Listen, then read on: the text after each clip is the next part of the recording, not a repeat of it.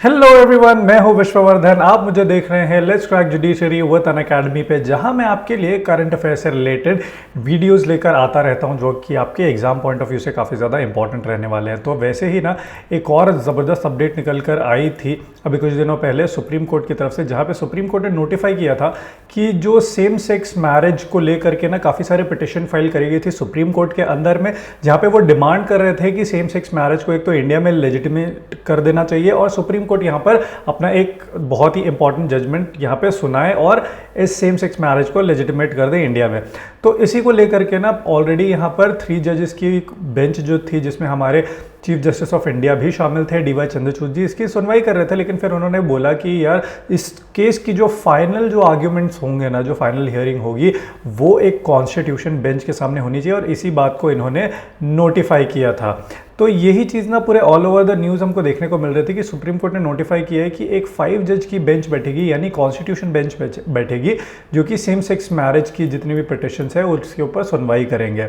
तो इसी के बारे में बात करते हैं। तो सुप्रीम कोर्ट ने बोला कि यार जितनी भी पिटिशंस फाइल करी गई है ना, demanding legal validation for same sex marriage, यानी सेम सेक्स मैरिज को लीगली वैलिड करवाने के लिए काफ़ी सारी पिटिशंस फाइल करी गई थी। कुछ केरला हाईकोर्ट से फाइल करी गई थी और भी बहुत सारे हाईकोर्ट से फाइल करी गई थी। तो उन सबको क्लब कर दिया गया, उन सबको मर्ज कर दिया गया और उसके बाद जो है वो हियरिंग चल रही थी 3 जजेस बेंच के द्वारा। उसके बाद जो है 18 को हमारे chief justice of India DY Chandrachud ji, उन्होंने बोला कि अब इस जो ये पूरा केसेस चल रहे हैं सेम सेक्स मैरिज के वैलिडेशन को लेकर, इसकी जो फाइनल आर्ग्यूमेंट है, फाइनल हियरिंग है ना, वो एक 5 जज कॉन्स्टिट्यूशन बेंच के सामने होनी चाहिए, यानी जिसमें 5 जज होंगे।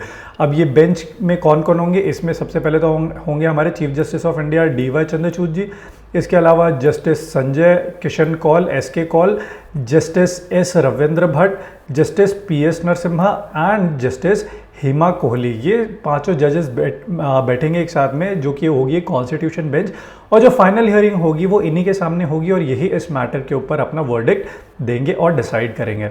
तो सुप्रीम कोर्ट ने ऐसा क्यों किया, क्योंकि इसके पीछे ना सुप्रीम कोर्ट का एक अपना रीज़न है। उन्होंने बोला कि यार देखो, ये जो पूरा इशू है ना, इसको एक तो यार हमको ब्रॉडर प्रोस्पेक्ट में, ब्रॉडर कॉन्टेक्स्ट में देखना पड़ेगा, और जितनी भी पिटिशंस फाइल करी गई हैं with respect to same sex marriage in the court, तो यहाँ पे ना हमको कुछ चीज़ें देखने को मिलेगी, जैसे कि inter relationship between statutory regime और कॉन्स्टिट्यूशनल लॉ। स्टैट्यूटरी रेजिम का मतलब होता है कि कानून क्या है और साथ ही साथ संविधान हमको क्या हक और क्या अधिकार देता है। इन दोनों के बीच का ना हमको देखना पड़ेगा कि किस तरीके से हम यहाँ पे राइट्स प्रोवाइड कर सकते हैं या हम अपना फैसला दे सकते हैं। तो अब यही सब जो चीज़ है, इसको 5 जजेस की कॉन्स्टिट्यूशन बेंच जो है वो बैठ करके डिसाइड करने वाली है। सुप्रीम कोर्ट ने यहाँ पे एक और चीज़ है, इस केस को टर्म किया है कि वेरी सेमिनल इशू, यानी कि बहुत ही इम्पॉर्टेंट इशू है। ऐसा इशू है जो इंडिया का जो फ्यूचर है, आगे सोसाइटी का क्या कोर्स होगा with respect to same sex marriage, उसको डिसाइड करेगा। तो इसलिए इसे वेरी सेमिनल इशू भी टर्म किया सुप्रीम कोर्ट ने। अब देखिए, अब हम बात तो कर रहे हैं 5 जजेस कॉन्स्टिट्यूशन बेंच की, लेकिन क्या सुप्रीम कोर्ट ऐसा कर सकता है? तो जी हाँ, बिल्कुल कर सकता है। यहाँ पे आप देखिए आर्टिकल 154 सबसेक्शन सब क्लॉज 3 जो है ऑफ इंडियन कॉन्स्टिट्यूशन, वो कहता है कि अगर कोई ऐसा मैटर सुप्रीम कोर्ट के सामने आता है जहाँ पे सब्सटैंशियल क्वेश्चन ऑफ लॉ है, यानी जो सवाल है ना वो कानून से रिलेटेड है, बहुत ही ज़रूरी हो जाता है कानून से रिलेटेड ऐसे सवाल पे डिसाइड करना, तो उस केस में जो है ऐसे सवाल के इंटरप्रिटेशन को लेकर के एक कॉन्स्टिट्यूशन बेंच बैठनी चाहिए जिसमें एटलीस्ट 5 जजेस हों। और ये जब 5 जजेस की बेंच बैठती है तब उसी को हम कॉन्स्टिट्यूशन बेंच भी कहते हैं। तो देखिए, अभी करंटली जो है ना 3 जजेस की कॉन्स्टिट्यूशन बेंच, उन्होंने सेम वही चीज़ बोली कि भाई 18 अप्रैल से जो है इसकी सुनवाई स्टार्ट करी जाएगी 5 जजेस कॉन्स्टिट्यूशन बेंच के द्वारा, क्योंकि इस जो पिटिशन जितनी भी इन्वॉल्व है ना इस पूरे केस में, उनके बीच में हमको एक देखने को मिलेगा कि कॉन्स्टिट्यूशनल राइट और स्पेसिफिक लेजिस्लेटिव एनैक्टमेंट, यानी कि जो कानून है और हमको संविधान किस किस चीज़ का अधिकार देता है, तो इन दोनों के बीच का ना एक इंटरप्ले है, वही हमको देखना है और वही डिसाइड करना है। साथ ही साथ यहाँ पर ना स्पेशल मैरिज एक्ट 1954 के ऊपर भी सवाल उठाए गए हैं। तो अब ये स्पेशल मैरिज एक्ट क्या है भाई? देखिए, या तो आप अपने पर्सनल लॉस के अंदर में आप शादी करते हो, जैसे हिंदूज जो है वो हिंदू मैरिज एक्ट के अंदर शादी करते हैं, लेकिन मान लीजिए कि अगर कोई inter caste inter faith marriage होनी है तो वो आप किसके अंडर करोगे, तो वो आप करते हो स्पेशल मैरिज एक्ट के अंदर में। तो इसके ऊपर भी क्यों सवाल उठ गए, इसको भी इस पूरे वीडियो में हम आगे चल के डिस्कस करने वाले हैं। तो देखिए, अब ना यहाँ तक तो हमको समझ आ गया कि भाई कॉन्स्टिट्यूशन बेंच क्यों बनाई गई, इसका मकसद क्या है, लेकिन अब यहाँ पे थोड़ा सा ना बैक स्टोरी जान लेते हैं। वैसे तो कई सारी पिटिशन फाइल करी गई, लेकिन उनमें से जो एक बहुत इंपॉर्टेंट पिटिशन है ना, वो फाइल करी गई थी यहाँ पे एक सेम सेक्स कपल द्वारा, जिनमें सुप्रियो और अभय हैं। तो ये लोग ना हैदराबाद में 2012 में मिले थे, ये दोनों गे कपल है। तो ये लोग मिले, एक दूसरे को पसंद करने लगे। उसके बाद इन लोगों ने डिसाइड किया कि यार अब हम अपनी फैमिलीज को बता के शादी करते हैं। तो इन लोगों ने अपने शादी के बारे में, शादी करने की इच्छा जो है वो अपनी फैमिलीज के सामने बताई, और फैमिलीज जो है वो भी काफ़ी प्रोग्रेसिव माइंडसेट के थे। तो वो लोग भी इस चीज़ के लिए अग्री कर गए और उन्होंने इस चीज़ के लिए वेडिंग कम कमिटमेंट सेरेमनी एक ऑर्गेनाइज करवाई। जो हम शादी करते हैं ना, तो शादी की जगह इन लोगों ने वेडिंग कम कमिटमेंट सेरेमनी एक ऑर्गेनाइज करवाई, जहाँ पे ये लोग अपने बच्चों की जो शादी है, बेसिकली जो इन लोगों का रिलेशनशिप है, उसको सेलिब्रेट कर रहे थे। तो अब पेरेंट्स तो यहाँ पे मान गए थे, लेकिन आगे बात क्या हुई कि सोसाइटी तो नहीं मान रही थी इस चीज़ को, इसीलिए तो इस पिटिशन को फाइल किया गया। तो जब ये पिटिशन फाइल किया गया तो सुप्रियो और अभय ने ही इस पिटिशन को फाइल किया था, और वहाँ पर इन्होंने ये बोला था कि ऑल्दो देखिए ऐसा है कि हमारी जो शादी है वो तो लीगली हो चुकी है, लेकिन स्टिल जो हम है ना, वो सोसाइटी में as a legally wedded couple का जो दर्जा है, जो औहदा है, वो नहीं एंजॉय कर पा रहे हैं, क्योंकि हमारा जो रिलेशनशिप है उसको एक टैबू सब्जेक्ट की तरह आज भी देखा जा रहा है, और हमको एक ना सेम सेक्स मैरिज जो है उसको लीगल रिकॉग्निशन बिल्कुल भी नहीं मिला हुआ है। तो ऑल्दो हम शादी तो कर चुके हैं, अपनी लाइफ साथ में गुजारने की बात कर चुके हैं, लेकिन ना जो एक कपल को राइट मिलता है, जो एक मैरिड कपल को राइट मिलता है सोसाइटी में, वो हमको नहीं मिल पा रहा है। और इसके लिए बोला, फर्दर इन्होंने स्टेट किया पिटिशन में कि सुप्रीम कोर्ट जो है, जो ऑनरेबल कोर्ट है, वो पहले भी ऐसे लोगों की हेल्प करने के लिए सामने आ चुका है। इन्होंने काफ़ी कुछ केसेस साइट किए, जैसे Lata Singh versus state of UP 2006 का ये केस था। उसके बाद शफीन जहान वर्सेस अशोकन केएम 2018 का ये केस था। इसके अलावा Lakshmibai Chandaragi versus state of Karnataka recently 2021 का ये केस था। तो यहाँ पर सुप्रीम कोर्ट ने ये बोला था कि आर्टिकल 21 जो है वो गारंटी देता है कि एक अडल्ट पर्सन, अगर आप एक अडल्ट पर्सन हो, तो you have the right to marry a person of your own choice. आप अपने हिसाब से आपका जो पार्टनर है आप उसको चूज कर सकते हो। लेकिन यहाँ पे कहीं ना एक वेग चीज़ ये भी थी कि कहीं पे भी ये मेंशन नहीं किया गया कि जो आप पार्टनर आप चूज कर रहे हो वो सेम सेक्स या सेम जेंडर का भी हो सकता है। तो देखिए, उन्होंने फर्दर ये स्टेट किया कि भाई मैरिड कपल जो है वो काफ़ी सारी जो राइट्स और प्रिविलेजेस है सोसाइटी में, उसको एंजॉय करते हैं, जो कि उनको कानून द्वारा ही मिली हुई है और जिसको कानून ही प्रोटेक्ट करके चलता है, ऐसा उन्होंने बोला। अब जैसे जितने भी ऐसे कपल्स हैं, सेम सेक्स कपल है, गे कपल है, उन लोगों के लिए क्या है भाई, अगर आपको अडॉप्शन करना है तो आपके साथ बहुत सारे ऑप्शन आपके पास आ जाते हैं कि आप बच्चों को अडॉप्ट कर सकते हैं, क्योंकि सेम सेक्स में आप बेबी रिप्रोड्यूस तो नहीं कर सकते। तो इसलिए आपके पास क्या ऑप्शन आ जाते हैं कि भाई आप बच्चों को अडॉप्ट कर सकते हो, साथ ही साथ आप बच्चों को अडॉप्ट कर सकते हो थ्रू सरोगेसी, है ना। सरोगेसी भी आपके पास एक ऑप्शन रहता है। इसके अलावा असिस्टेड रिप्रोडक्टिव टेक्नोलॉजी, ये भी सारी चीज़ें आपके पास अवेलेबल है।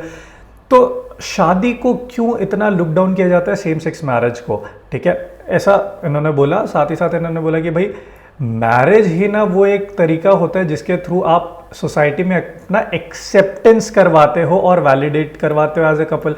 यानी कि मान लो कि अगर एक लड़का एक लड़की है, वो दोनों साथ में घूम रहे हैं बिना शादी के, ऑब्वियसली बात है सोसाइटी उस चीज़ को एक्सेप्ट नहीं करेगी।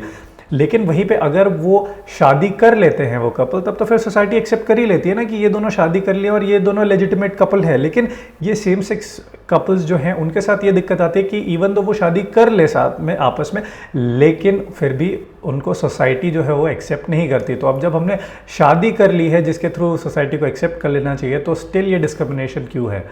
और जो सोशल स्टेटस जो हम उनको एंजॉय करना चाहिए वो कपल को, वो भी वो नहीं कर पाते। जो सेम सेक्स कपल्स हैं वो इस स्टेटस को एंजॉय नहीं कर पाते, ऐसा उनका बोलना था। और साथ ही साथ उन्होंने फर्दर ये भी चीज़ कंटेंट करी कि भाई देखिए, शादी करना, कोई भी कपल है ना, अगर वो इंटरकास्ट या इंटरफेथ मैरिज कर रहा है तो उनके लिए क्या होता है ना, बहुत सारे सोशल बैरियर्स आ जाते हैं, ठीक है, और वो उनके लिए बहुत ज़्यादा हार्ड होता है उन सबको ओवरकम करना। लेकिन अब ये यहाँ पे तो आप क्या करो भाई, शादी मुश्किल से होगी, ठीक है, और शादी आगे भी जो चलेगी हो सकता है उसमें मुश्किल आए, लेकिन यहाँ पे इनका ये बोलना था कि जो सेम सेक्स कपल है ना, उनको तो आप ऑल टुगेदर शादी करने से ही रोक दे रहे हो। मतलब शादी हो भी जा रही है, उसके बाद उनको आप लेजिटिमेसी प्रोवाइड ही नहीं कर रहे हो। तो इसका क्या मतलब है? इसका मतलब ये हो जाता है कि भाई बर्डन जो है पूरा सेम सेक्स कपल के ऊपर आ जाता है। ठीक है, कि ना तो आप उनकी शादी को रिकॉग्नाइज कर रहे हो, भाई शादी के थ्रू ही आप अपनी जो भी कपल्स है वो अपनी रिलेशनशिप को रिकॉग्नाइज करवाते हैं सोसाइटी में, लेकिन वही चीज़ नहीं हो पा रही है।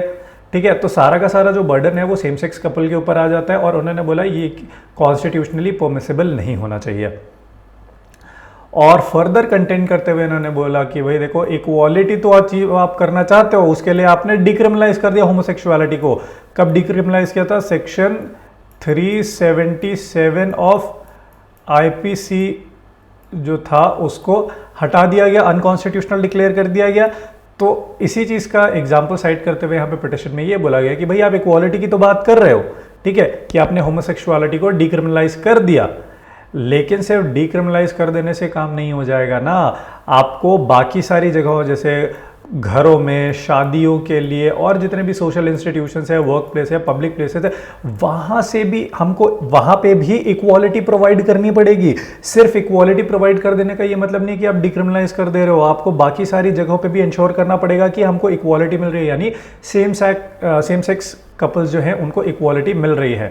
और फर्दर कंटेंट करते हुए उन्होंने ये बोला कि जितने भी अनकन्वेंशनल फैमिलीज़ हैं, यानी कि जैसे सेम सेक्स कपल्स की जो भी फैमिलीज़ हैं, उनको ना वो राइट, वो प्रिविलेज, वो स्टेटस नहीं मिलता है सोसाइटी में जो कि एक अदरवाइज कपल को मिलता है। अदरवाइज कपल यानी कि जो कि ऑपोजिट जेंडर के अगर कोई कपल है, उन्होंने शादी कर ली है, तो उनके माँ बाप को जो सोसाइटी में रिस्पेक्ट, जो स्टेटस मिलता है, वो चीज़ इन अनकन्वेंशनल फैमिलीज़ के कपल्स को नहीं मिल पाता। तो इस चीज़ को भी सुप्रीम कोर्ट को ध्यान में रखना चाहिए, ऐसा बोला गया इस पिटिशन में।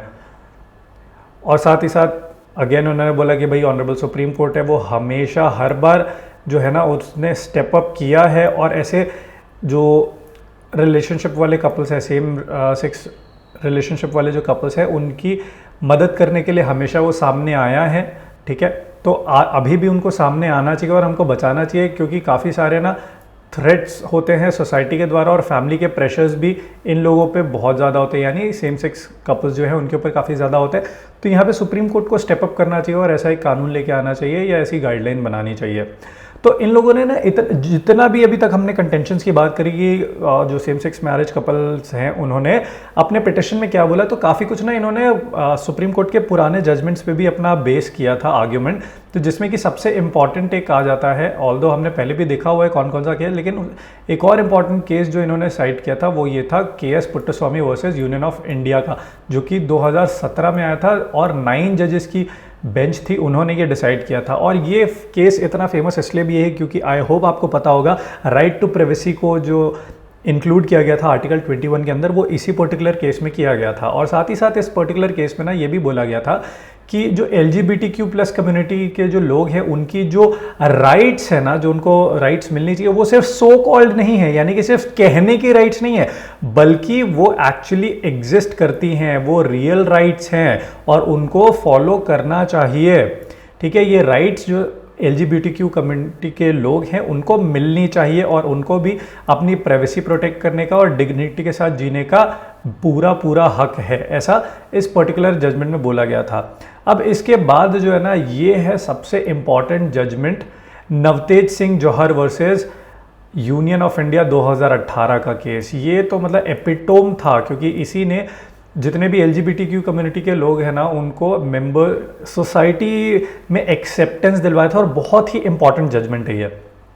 तो इसी को साइट करते हुए उन्होंने बोला कि सुप्रीम कोर्ट ने LGBTQ कम्युनिटी के मेंबर्स को तो सिटीजन्स मान करके उनको सोसाइटी में हक दिलवा दिया और उनकी राइट्स को प्रोटेक्ट कर दिया, कॉन्स्टिट्यूशनली उनकी राइट्स को प्रोटेक्ट कर दिया, उनकी राइट्स और लिबर्टीज़ को।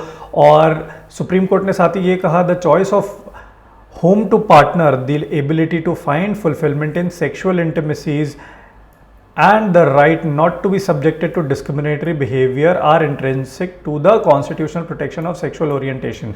तो सुप्रीम कोर्ट ने बेसिकली यहाँ पे यही बोला था कि एक इंसान है तो उसको अपना पार्टनर चूज करने का अधिकार है, उसे शादी करने का अधिकार है, उसके साथ इंटीमेट होने का अधिकार है और इसके लिए उनके साथ ना डिस्क्रिमिनेशन नहीं होना चाहिए। तो ये सारा कुछ इस नवतेज सिंह जौहर वर्सेज यूनियन ऑफ इंडिया के केस में बोला गया था और ये एक बहुत ही लैंडमार्क जजमेंट था। इसके बाद आते हैं द स्पेशल मैरिज एक्ट के ऊपर कि द स्पेशल मैरिज एक्ट में अब क्या दिक्कत है।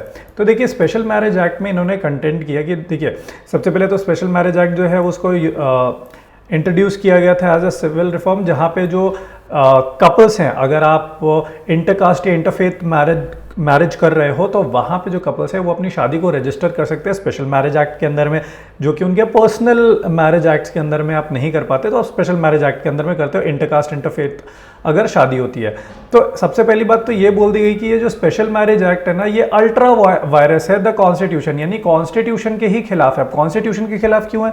इन्होंने बोला कि भाई देखिए ऑल्दो जो ये स्पेशल मैरिज एक्ट है वो प्रोवाइड करता है कि आप इंटरकास्ट या इंटरफेथ अगर आते हैं तो आप शादी कर सकते हैं स्पेशल मैरिज एक्ट के अंदर में, लेकिन ये डिस्क्रिमिनेट करता है सेम सेक्स कपल्स को और सेम सेक्स कपल को। ये बोलता है कि ऑपोजिट सेक्स के अगर आप कपल हो, इंटरकास्ट इंटरफेथ है, बिल्कुल आप शादी कर सकते हो, लेकिन अगर आप इंटरकास्ट हो लेकिन आप सेम सेक्स कपल हो तो वहाँ पे आपके पास कोई राइट ही नहीं है, वहाँ पे ऐसा कुछ मेंशन ही नहीं किया गया है, तो इनको कोई राइट ही नहीं मिलता, कोई सोशल रिकग्निशन ही नहीं प्रोवाइड करता है। इसलिए बोला गया कि जो ये पूरा कानून है स्पेशल मैरिज एक्ट का वो कॉन्स्टिट्यूशन के खिलाफ है, क्योंकि वो राइट टू इक्वालिटी, फिर आपका right to life and personal liberty article 21, article 19, ये सब चीज़ को वो वॉयलेट करता है।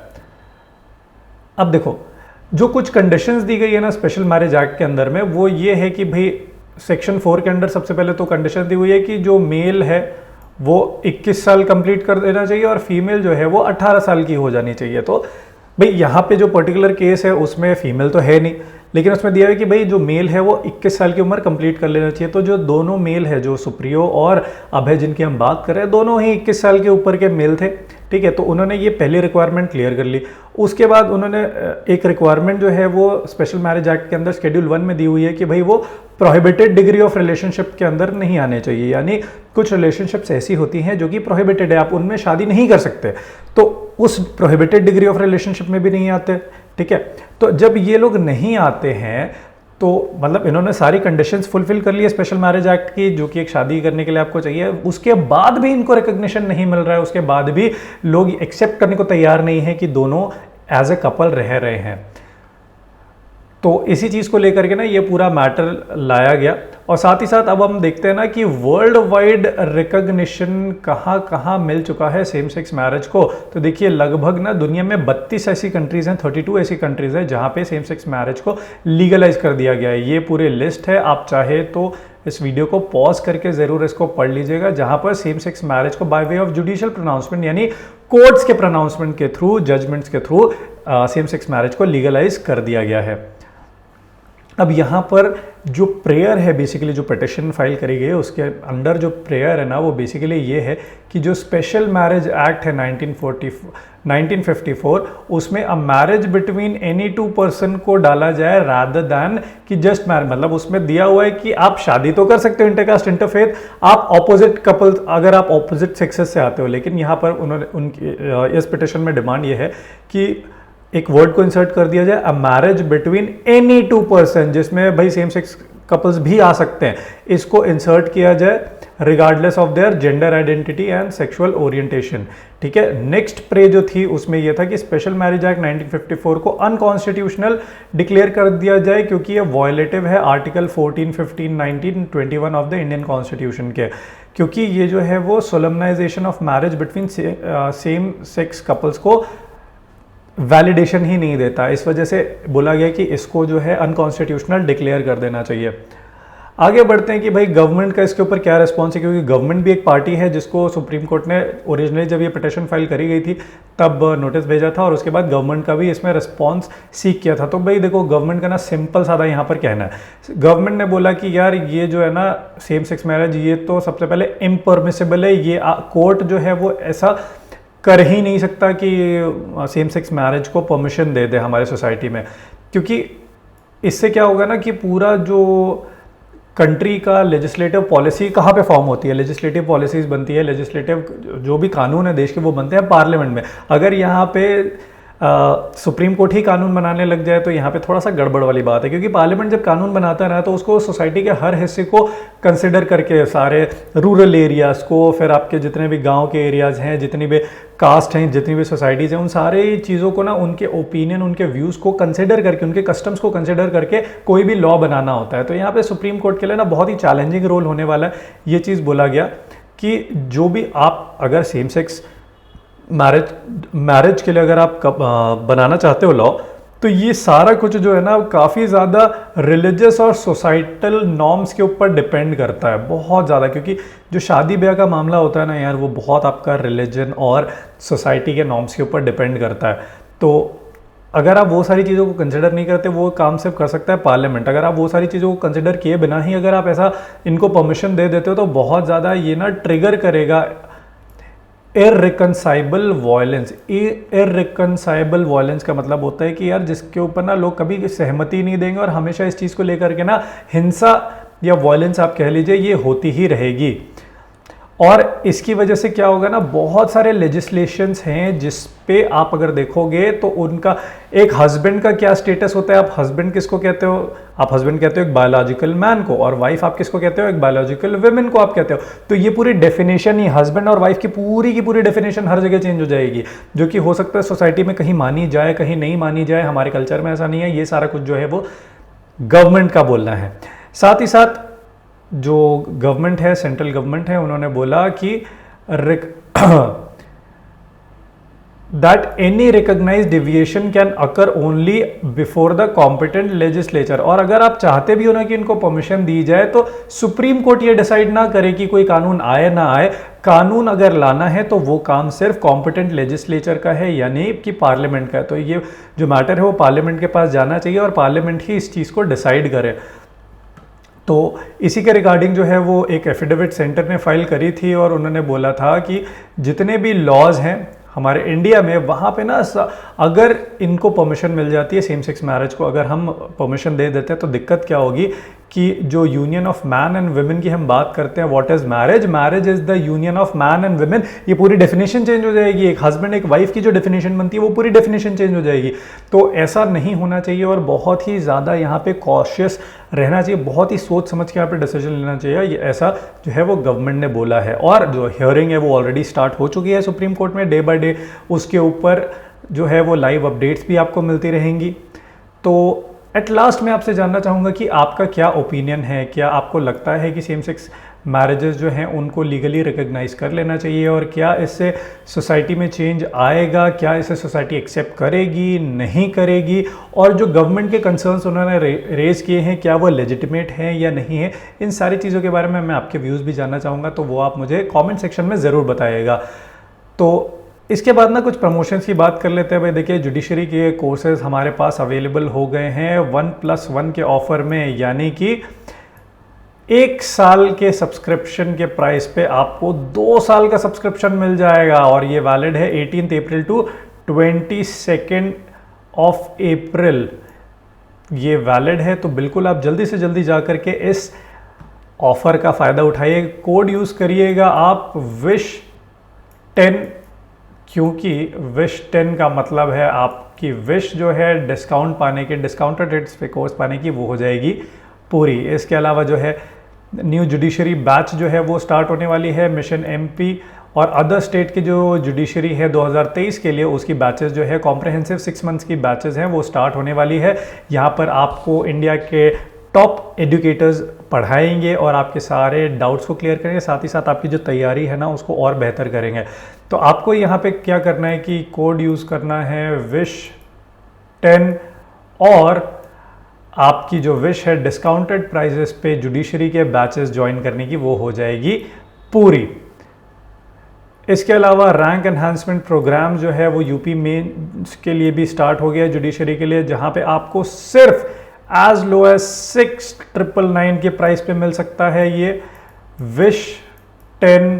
इस कोड को आप यूज़ करिए और आप अवेल कर सकते हैं इस प्राइस को, जहाँ पे आपको 18 tests for mains and personalise evaluation आपको देखने को मिलेंगे। साथ ही साथ 3 exams each for GK, English, Hindi, law 1, law 2 और लॉ 3 के लिए आपको देखने के लिए मिल जाएंगे। साथ ही साथ रैंक एनहांसमेंट प्रोग्राम रहेगा आपके पंजाब मेंस के लिए, सिर्फ बहुत ही अट्रैक्टिव प्राइस 5999 पे आपको मिल जाएगा। विश 10 इस कोड को आप यूज़ करिए और इसका फ़ायदा आप उठा सकते हैं। साथ ही साथ सारथी 5.0 कॉम्प्रहेंसिव बैच यहाँ पे 12 मंथ्स की स्टार्ट हो गई है।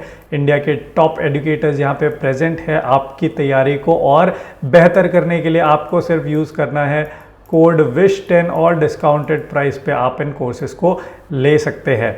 इसके अलावा जो है अनअकैडमी ने ऑफलाइन क्लासेस भी स्टार्ट कर दी है चंडीगढ़ में, जिसकी बैचेस जो है वो 5 जून से स्टार्ट हो जाएंगी और एडमिशन अभी ओपन है। आप बिल्कुल जा करके अपनी सीट्स बुक करा सकते हैं। आपको यूज़ करना है कोड विश 10, जिससे आपको डिस्काउंटेड रेट्स पे जो है वो इन क्लासेस में एडमिशन मिल सकता है। तो अपनी सीट्स को जल्दी जाकर बुक कराइए। इसके अलावा रैपिड बैचेस जो हैं वो ऑलरेडी चल रही हैं बिहार जुडिशरी के लिए, गुजरात जुडिशरी के लिए और यूके पीएससी के लिए। 25 मार्च से 3 महीने का है ये। आप चाहें तो अभी भी इसको एनरोल करवा सकते हैं। इसके अलावा लिंकिंग रेगुलर बैच जो है फॉर ऑल स्टेट जुडिशरी, वो भी 3 अप्रैल से स्टार्ट हो गई है। 12 महीने चलने वाली बैच है, इसको भी आप सब्सक्राइब ज़रूर कर लें। इसके अलावा भाई देखिए, हम आपकी जुडिशरी की जो तैयारी है ना उसको और ज़्यादा बेहतर करवाना चाहते हैं। हमारे पास और बहुत सारे कोर्सेज़ हैं जहां पे इंडिया के टॉप एजुकेटर्स जो हैं वो आपकी तैयारी को और मजबूत करवाएंगे।